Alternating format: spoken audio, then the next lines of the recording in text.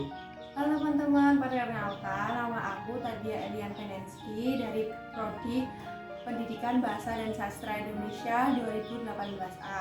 Nah, di sini aku akan mengerjakan proyek tentang monolog dan aku membacakan monolog berjudul Hati yang Meracau karya Edgar Allan Poe. Selamat menyaksikan.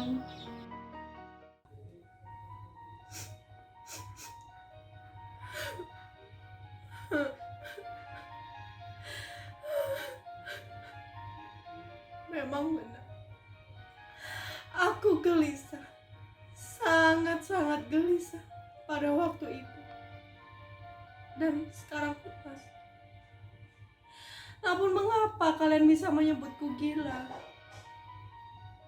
Rasa sakit ini memecam indraku, bukan melemahkannya, apalagi membuatnya tumpul. Dan dibandingkan yang lain, indera pendengaranku lah yang paling tajam. Aku mendengar semua hal di langit dan di bumi. Aku mendengar suara di neraka. Bagaimana bisa kau menyebut aku gila? Dengar.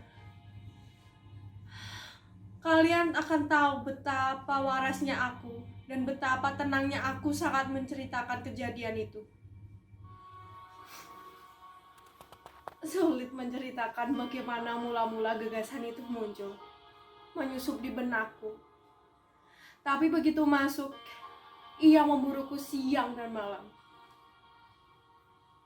Tidak ada niat dan dendam. Aku mencintai orang tua itu.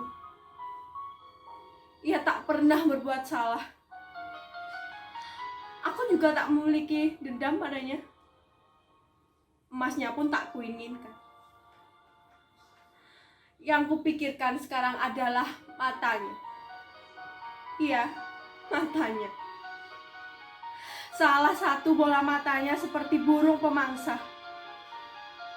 Setiap kali ia melihatku, darahku terasa beku. Dan sedikit demi sedikit, secara berangsur-angsur, aku membulatkan hatiku untuk membunuhnya. Sehingga terbebas selamanya dari segapan mata burung pemangsa itu.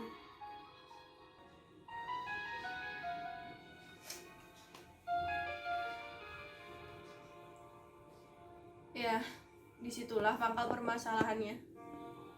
Mengapa kamu masih menyebut aku gila? Semua orang gila pasti tidak tahu apa.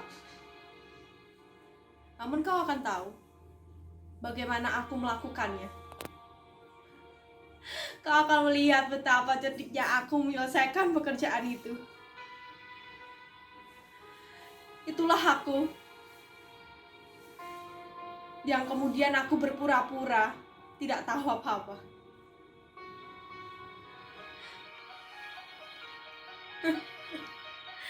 Aku menjadi lebih manis kepada orang tua itu pada seminggu terakhir sebelum aku membunuhnya.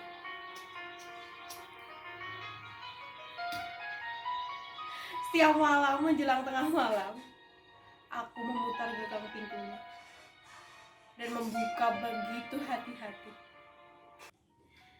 Setelah pintu kamar itu terkuak dan cukup bagiku untuk masuk ke kepala, kumasukkan lentera berkatup yang kurapatkan semua lempengannya agar sinarnya tak tampak. Lalu kusorongkan kepalaku ke dalamnya. Semua itu kulakukan dengan pelan-pelan, sangat pelan, sehingga tidak mengganggu tidur si tua itu. 1 jam penuh, aku melihat orang tua itu berbaring sangat tenang. Mana ada orang gila bisa melakukan hal seperti itu. Dan pekerjaan seperti ini sudah kulakukan selama 7 malam berturut-turut. Tiap datang tengah malam, namun selalu kujumpai mata itu tertutup. Siap. Semua rencana aku itu gagal total. Sebab bukan orang tua itu yang membangkitkan amarahku, tapi matanya. Iya, mata setan itu. Saat fajar menyingsing, kudatangi kamarnya. Ku ajak ia bercakap-cakap. Ku sapa namanya dengan penuh semangat. Ku tanyakan, apakah tidurnya nyenyak semalam? Dengan demikian, kau tahu, diperlukan kecerdasan tertentu untuk melakukan semua hal ini. Dan orang gila pun tidak semuanya bisa. Jarum menikam dinding pun kalah cepat dengan gerakan tangan. Ya, begitu cerdasnya akalku. Tapi sempat aku terkejut karena si tua itu tiba-tiba bangun.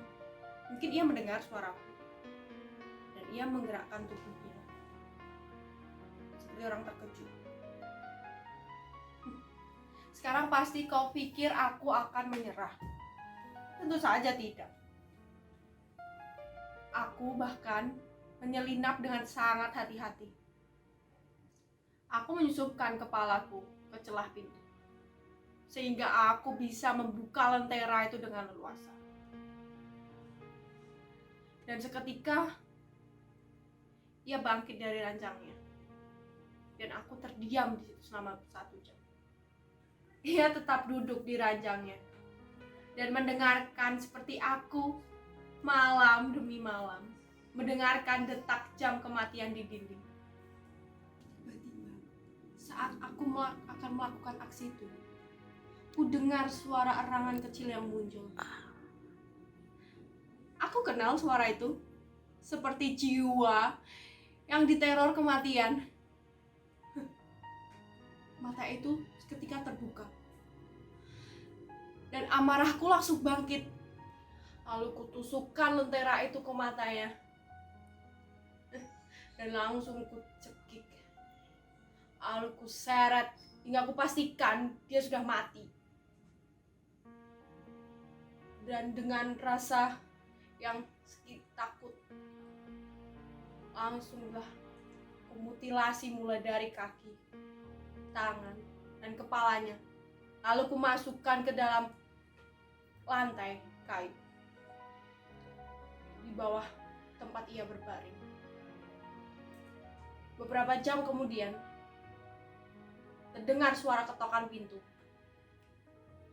berulang-ulang, dan aku sangat gugup untuk membukanya.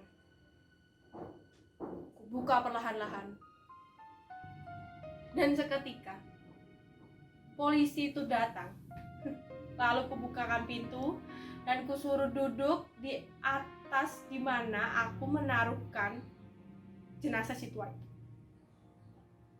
Dan aku sedikit gugup.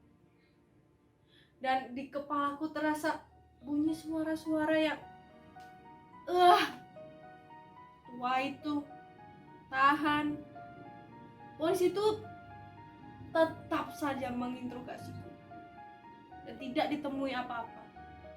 Tapi suara si tua itu sangat menusuk di otak, di indera pendengaranku, dan hatiku bergetak kencang, dan aku merasa tidak nyaman. Lalu ku ingin teriakan, "Jahanam! Tak usah berpura-pura lagi. Aku melakukan semuanya. Bongkar papan saja di sini. Disinilah jantung keparat itu."